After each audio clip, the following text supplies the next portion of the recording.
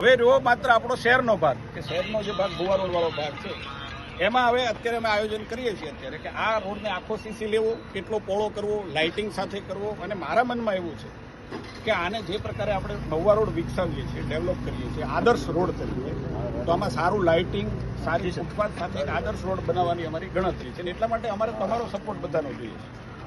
નાનું મોટું કામ થશે, કામમાં વાર લાગશે, બધું થશે, પણ થોડુંક બધાએ સહન કરવું પડશે.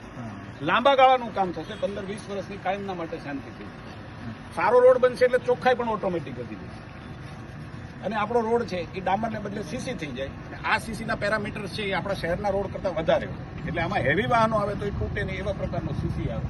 એટલે મેં તમને બધાને એટલા માટે કીધું કે તમે એટલી ધરપત થોડીક રાખજો. અમારામાં કોઈ બીજી રાજનીતિ નહીં આવે, માત્ર કામની રાજનીતિ સિવાય કશું જ નહીં આવે. હાથસની રોડ પણ આવી રીતે આપણે ડેવલપ કરીએ છીએ. મહુવા રોડ અત્યારે થઈ રહ્યો છે, દાઉદમાં ફૂલ કામ ચાલી રહ્યું છે, આખો રોડ છે.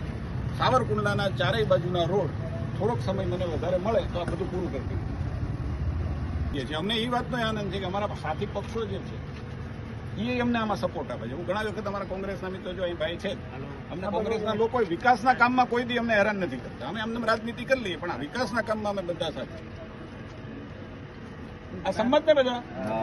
છેક બ્રિજથી છેક આ નવો રોડ છે ત્યાં સુધી આપણે લઈ લેવાનું.